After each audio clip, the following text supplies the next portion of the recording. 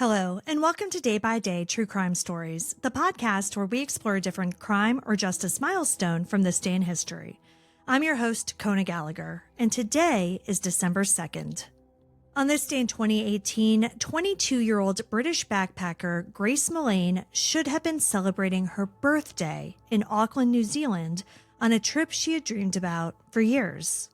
Instead, she was dead in a hotel room, killed by a man she met just hours earlier on Tinder.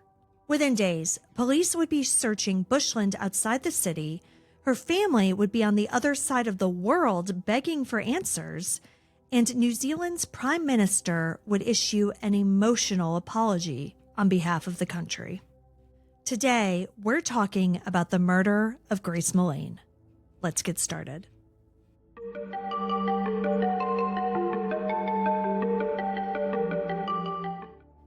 Grace Emmy Rose Millane was born on December 2nd, 1996 in Brentwood, Essex, England. She was the youngest of 3 children and the only daughter of her parents, Gillian and David. Grace was outgoing, sociable, and close with her family. She loved music, played hockey, and stayed in touch with those she loved, even when she was traveling. In 2018, she graduated from the University of Lincoln with a degree in advertising and marketing, and decided to take a gap year to travel. Grace began her journey by spending 6 weeks in South America before flying to New Zealand in November. She arrived in Auckland on November 30th, checked into the City Life Hotel, and like many solo travelers, used Tinder to meet people. On December 1st, Grace matched with a 26-year-old local man on Tinder, later identified as Jesse Kempson. That evening, she took photos of a Christmas tree display near Sky Tower and sent them to her family. CCTV footage later showed her and Kempson visiting several bars, drinking and talking. They appeared relaxed and at ease. Shortly before 9:40 p.m., CCTV captured them entering the lift at the City Life Hotel. It was the last time Grace was seen alive. Grace's family and friends began to worry about her on December 2nd when she didn't respond to their messages. This was unusual for Grace, who always stayed in close contact.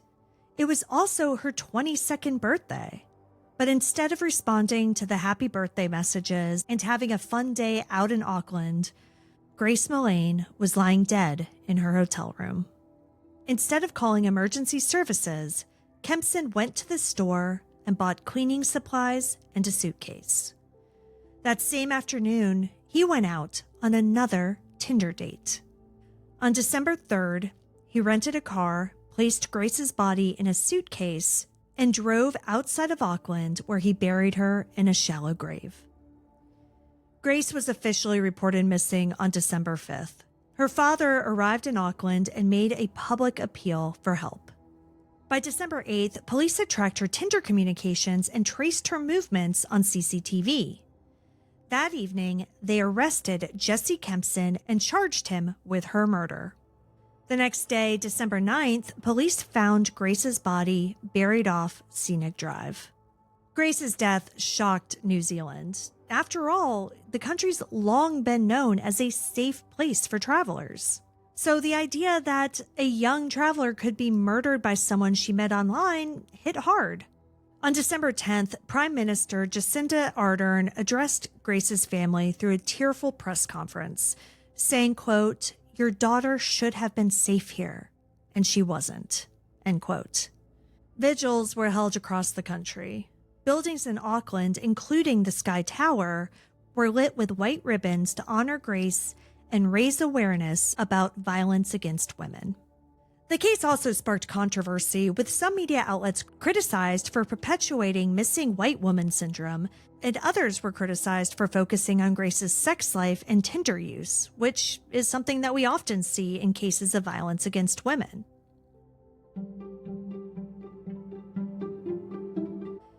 In November 2019, Kempson stood trial for Grace's murder. Prosecutors argued that he knowingly strangled her and then took calculated steps to hide what he had done. He cleaned the scene, searched for body disposal methods online, took photos of her body, and buried her in a shallow grave. The defense argued that the death occurred during consensual sex and that Kempson panicked afterward. They pointed to evidence that Grace had discussed BDSM online, though experts testified that the length and nature of the strangulation made it highly unlikely to have been accidental. The jury saw extensive CCTV footage, including footage of Kempson purchasing cleaning products and transporting the suitcase with Grace's body inside. After 5 hours of deliberation, they returned a unanimous guilty verdict on November 22, 2019. On February 21, 2020, Jesse Kempson was sentenced to life in prison with a minimum non-parole period of 17 years. The judge cited the sustained violence and Kempson's lack of remorse. For nearly 2 years, in accordance with a New Zealand law that aims to protect defendants' rights to fair trials, Kempson's name was suppressed in New Zealand. After a failed appeal to keep it suppressed, the Supreme Court lifted the order in December 2020. Not only was his name revealed, but it was also shown that he had been convicted of other violent sexual offenses, including the rape of another British tourist just months before Grace's murder. Grace's case fueled international discussions about the so-called rough sex defense.